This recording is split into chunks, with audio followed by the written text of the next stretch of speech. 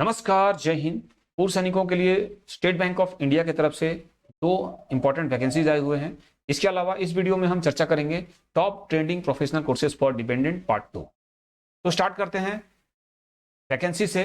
तो सबसे पहला जो स्टेट बैंक की तरफ से जो वैकेंसी आया है वो आया है for the post of armourers and control room operators. दो पोस्ट हैं इसमें। अब इसमें हम लोग डिटेल चेक करेंगे। ये जो पोस्ट आया है वो 6 सितंबर 2023 से 5 अक्टूबर 2023 के बीच अप्लाई होगा। ऑनलाइन एप्लीकेशन है। एप्लीकेशन कोई भी चार्जेस नहीं है। ऑनलाइन एप्लीकेशन, इसमें कोई चार्ज नहीं देना है, फ्री ऑफ कॉस्ट है। कौन कौन इसमें अप्लाई कर सकते हैं? Ex serviceman, x CAPF, x Assam rifle के जवान एंड जेसीओ इक्विवेलेंट, वो अप्लाई कर सकते हैं। अभी इस पोस्ट के लिए जो किन किन लोकेशन से ये वैकेंसीज आए हैं, तो आर्मोरर्स के लिए वेस्ट बंगाल, जम्मू कश्मीर, हिमाचल प्रदेश, पंजाब, तमिलनाडु, दिल्ली, उत्तराखंड, राजस्थान, केरला, उत्तर प्रदेश, महाराष्ट्र, आसाम, बिहार से आया हुआ है। उसके अलावा कंट्रोल रूम ऑपरेटर्स जो है वो उसके लिए कहां कहां से आया है? गुजरात, आंध्र प्रदेश, कर्नाटका, मध्य प्रदेश, छत्तीसगढ़, वेस्ट बंगाल, इस तरह से जो स्टेट्स हैं वो आप तो नोटिफिकेशंस में भी चेक कर सकते हैं। अब यहां हम ये चेक करेंगे कि यहां टोटल जो आर्मोरर्स के लिए पोस्ट है वो है 18 यानी 18, और टोटल कंट्रोल रूम ऑपरेटर्स के लिए जो पोस्ट है वो है 89। कुल मिला के 107 पोस्ट हैं। तो ये पोस्ट है, ये टोटली एक सर्विसमैन के लिए ही है। अब यहां जो कट ऑफ डेट है वो है 1 अक्टूबर 2023। यहां से ये सब कुछ माना जाएगा। अब आर्मोरर्स के लिए क्या है? मैक्सिमम एज जो होना चाहिए वो होना चाहिए 45 ईयर्स, और अगर कंट्रोल रूम ऑपरेटर्स के लिए अप्लाई कर रहे हैं तो वो क्या होगा? वो एज, मैक्सिमम एज है 48 ईयर्स। अब यहाँ पे टेक्निकल क्वालिफिकेशन है वो देख लें, क्योंकि यहाँ पे जो दो चीज है, एक होता है टेक्निकल क्वालिफिकेशन, एक एजुकेशन क्वालिफिकेशन।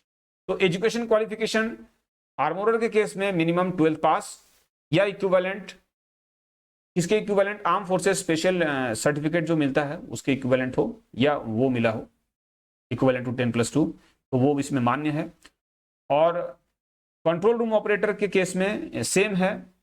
यहां पे भी जो एजुकेशन क्वालिफिकेशन चाहिए वो 10+2, और arm forces special equivalent certificate 10+2 या जो ग्रेजुएशन सर्टिफिकेट मिलता है आर्म फोर्सेस से वो भी इसमें मान्य है।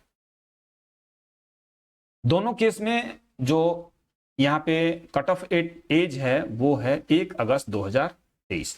मैक्सिमम एज हमने बताया कि कंट्रोल रूम ऑपरेटर के लिए 48 ईयर्स है। अब कंट्रोल रूम ऑपरेटर्स के लिए जो ये जो अप्लाई करेंगे वो केवल जेसीओज ही करेंगे। यहाँ पे केवल जेसीओज ही यहाँ अप्लाई कर सकते हैं। और उसका जो इसमें क्या एक्सपीरियंस क्या मांगा है, तो उनको ये होना चाहिए कि वो इसमें मेडिकली फिट हो, और एक्सपीरियंस क्या है? Capable of dealing with building security, fire service, यानी सुपरविजन का ड्यूटी उनको देखना है, सुपरविजन का काम उनको देखना है। अब यहाँ हम लोग बात करेंगे आर्मोरर्स के लिए। तो आर्मोरर्स की जो टेक्निकल क्वालिफिकेशन है वो क्या चाहिए? तो वो आर्मी, नेवी, एयरफोर्स और सीएपीएफ या असम राइफल के लिए अलग अलग है।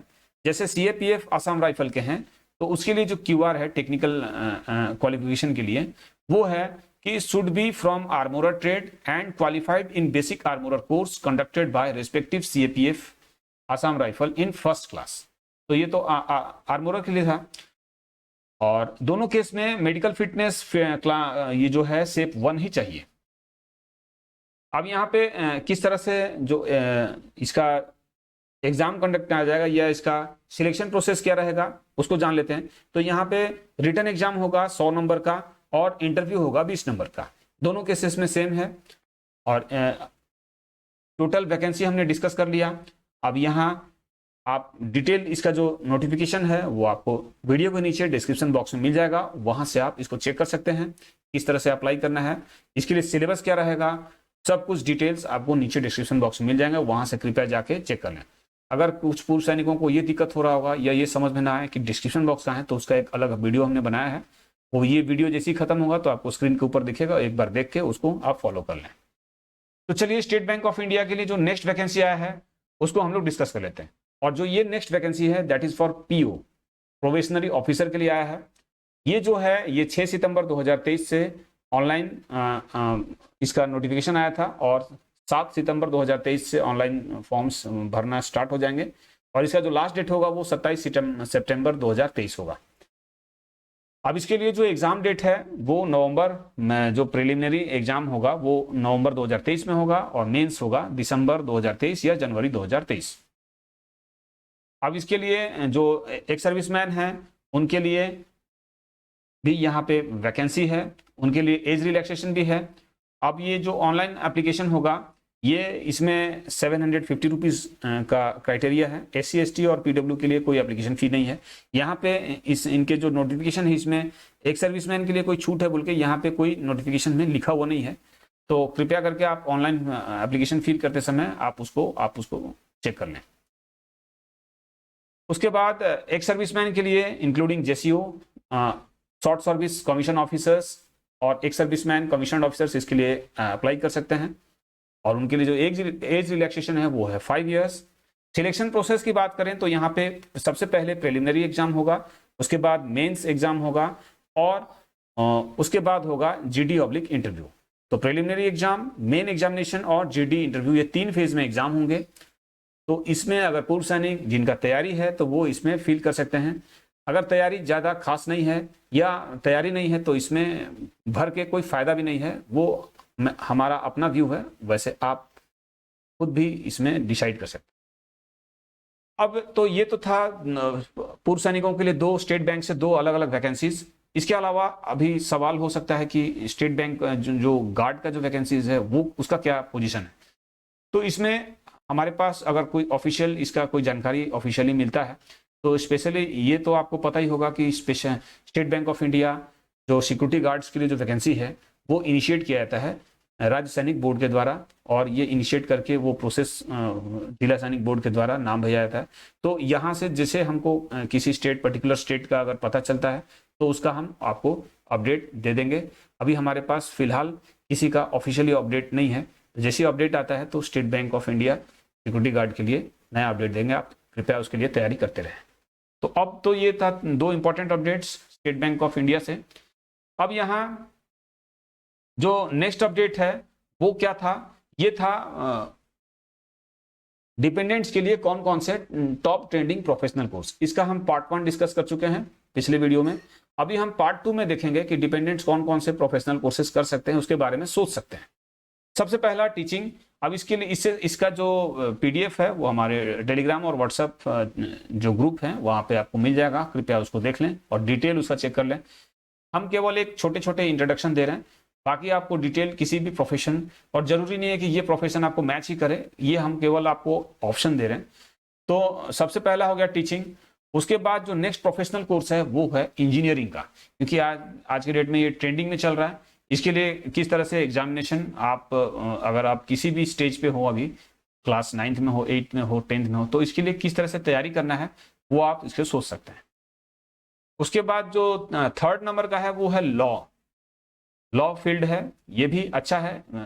इनफैक्ट इसमें इंटीग्रेटेड कोर्सेज भी आते हैं, जैसे आप जैसे लॉ के साथ BBA और LLB दोनों इंटीग्रेटेड कोर्सेज हैं, इसको भी एक साथ कर सकते हैं। आता है BBA LLB कोर्स, तो इस टाइप का कोर्स आप कर सकते हैं। उसके बाद नेक्स्ट जो है वो है फैशन डिजाइनिंग, जो 4थे नंबर पे है। तो ये कोई रैंकिंग नहीं है, ये एक आपको एक ऑप्शन मिल रहा है। उसके बाद है नेक्स्ट है इंटीरियर डिजाइनिंग। उसके बाद जो अगला है चार्टर्ड अकाउंटेंसी, ये भी एक ट्रेंडिंग प्रोफेशनल कोर्स है, टॉप ट्रेंडिंग प्रोफेशनल कोर्सेज में इसकी गिनती आती है। उसके बाद है मेडिसिन का फील्ड, फार्मेसी है। इसके बाद मेडिसिन में देखिए होम्योपैथी है, एलोपैथी है, यूनानी है, आयुर्वेदा है, काफ़ी सारे हैं। तो इसमें भी कहीं से भी अगर बैचलर ऑफ मेडिसिन या बैचलर ऑफ सर्जरी के इसमें आप अगर कर लेते हैं तो काफ़ी सारे इसमें स्कोप्स हैं। उसके बाद नेक्स्ट है जर्नलिज्म एंड मास कम्युनिकेशन के लिए, ये भी एक अच्छा मतलब फील्ड है। उसके बाद है ग्राफिक्स डिजाइनिंग, जो आज की डेट में इसका अच्छा ट्रेंडिंग चल रहा है, अच्छा ट्रेंड में है ये। और उसके बाद है एनिमेशंस, तो एनिमेशन में भी आप उसमें एक अपना कैरियर ऑप्शन देख सकते हैं। न्यूट्रिशनिस्ट, इसके लिए भी सोचा जा सकता है। उसके बाद है pharmacist, masters of business administration यानी MBA, ये तो BBA करेंगे, उसके बाद MBA, तो यानी बिजनेस एडमिनिस्ट्रेशन में यानी जो इस फील्ड में अगर जाना चाहते हैं तो ये भी एक अच्छा फील्ड है। उसके बाद है इवेंट मैनेजमेंट और फॉलोड बाय हॉस्पिटैलिटी। हॉस्पिटैलिटी भी ठीक है, टूरिज्म। उसके बाद आता है हमारा साइकोलॉजी और मेकअप आर्टिस्ट, एग्रीकल्चरिस्ट। तो यानी एग्रीकल्चर फील्ड में भी आप बहुत सारे इसमें स्कोप हैं। इनफैक्ट यहाँ पे कृषि प्रधान देश है हमारा भारत, तो यहाँ पर एग्रीकल्चर के लिए काफ़ी सारे स्कोप हैं और इनफैक्ट इसमें भारत सरकार भी काफ़ी सारे इनिशिएटिव्स ला रहे हैं। तो ये तो था पूर्व सैनिकों के लिए कुछ जो डिपेंडेंट्स हैं उनके लिए कुछ top 10 professional courses. Next videos में भी हम लोग इसको और भी लाने की कोशिश करेंगे ताकि आपको एक ऑब्जेक्टिव मिल सके, एक इसमें चूज करने का आपको एक मौका मिल सके। आप उसमें से आप चूज कर लेंगे कौन सा इसमें से आपको ज़्यादा मतलब फेवर कर रहा है या ज़्यादा आपको इसमें आप ये आपका इंटरेस्ट है। तो मिलते हैं नेक्स्ट वीडियो में एक नए अपडेट के साथ और एक नए जॉब अपडेट के साथ, नए वेलफेयर अपडेट के साथ। तब तक के लिए जय हिंद,